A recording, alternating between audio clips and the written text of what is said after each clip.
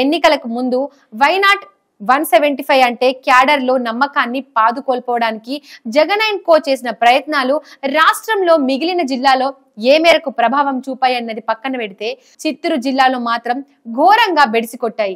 పుంగనూరు మినహా మరెక్కడా వైసీపీ అభ్యర్థులు విజయం సాధించలేదు. భారీ తేడాతో పరాజయం మూటగట్టుకున్నారు. కుప్పంలో పాగా వేస్తామంటూ నియోజకవర్గ బాధ్యతలు తీసుకొని పనిచేసిన పుంగనూరు పుడింగి పెద్దిరెడ్డి రామచంద్రారెడ్డి తన సొంత నియోజకవర్గంలో చావు తప్పి కన్ను లొట్టపోయిన చందంగా విజయం సాధించిన పుంగనూరులోకి అడుగు పెట్టాలంటేనే భయపడుతున్నారు. జిల్లాలోని వైసీపీ నేతలందరిది దాదాపు ఇదే పరిస్థితి. తమ మాటలు నమ్మి పార్టీ కోసం పనిచేసిన క్యాడర్ ను గాలి కొదిలేసి బతుకు జీవుడా అంటూ జిల్లా దాటి పారిపోతున్నారు. అందుకే జిల్లాలో పుంగనూరు మినహా అన్ని అసెంబ్లీ నియోజకవర్గాల్లోనూ వైసీపీ అభ్యర్థులు ఘోర పరాజయం పాలయ్యారు.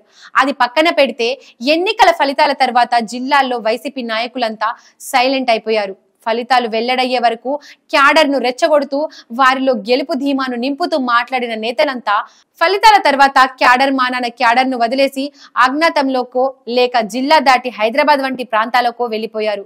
జిల్లా కేసి ముఖం తిప్పి కూడా చూడడం లేదు. తమ మాట నమ్మి జిల్లాల్లో రాజీనామా చేసిన వాలంటీర్ల అతీగతి పట్టించుకోవడం లేదు.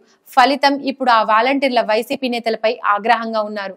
నగరి మాజీ ఎమ్మెల్యే మాజీ మంత్రి ఆర్కే రోజా అయితే చెన్నైకి మకం మార్చేశారు. ఇక నగరి నియోజకవర్గ నాయకులు కార్యకర్తలు సోదిలోకి కూడా కనిపించడం లేదు. వైసీపీ నుండి పెద్ద సంఖ్యలో నేతలు తెలుగుదేశం తలుపు తట్టారు.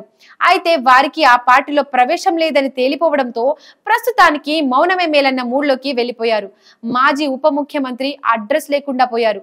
అధికారంలో ఉన్నంత కాలం తెలుగుదేశం నాయకులు మీడియా అధినేతలపై అవమానకరంగా వ్యాఖ్యలు చేయడం తప్ప మరో పనే లేదన్నట్టుగా విర్రవీగిన నారాయణ స్వామి ఇప్పుడు పూర్తిగా మౌనం వహించారు. ప్రస్తుతం ఆయన పుత్తూరులోని కొన్ని రోజులు, చెన్నైలో కొన్ని రోజులు గడుపుతూ కాలం వెళ్లదీస్తున్నారు. కుప్పం నుండి వైసీపీ అభ్యర్థిగా పోటీ చేసిన భరత్ అయితే ఫలితాలు వచ్చిన వారం రోజుల వరకు స్థానికంగానే నివసించినా ఇప్పుడు మాత్రం కుప్పం వదిలేసి హైదరాబాద్ కు మకాం మార్చేశారు. కనీసం వైఎస్ఆర్ జయంతి కార్యక్రమంలో కూడా ఆయన పాల్గొనలేదు.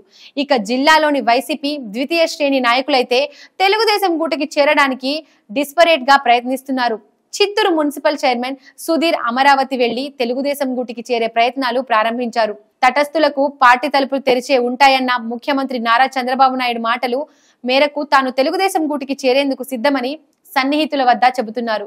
దీనిని బట్టి చూస్తే సుధీర్ నేడో రేపో సైకిల్ ఎక్కేసే అవకాశాలు కనిపిస్తున్నాయి.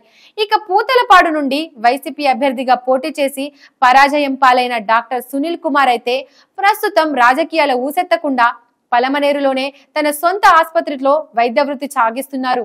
కుప్పంలో చంద్రబాబును ఓడిస్తామంటూ ప్రగల్భాలు పలికిన నేతలు ఇప్పుడు జిల్లాలోని సొంత నియోజకవర్గంలోనే అడుగుపెట్టడానికి భయపడుతున్నారు. మొత్తం మీద ఇప్పటికే చిత్తూరు జిల్లాలో వైసీపీ సగం ఖాళీ అయిపోయింది.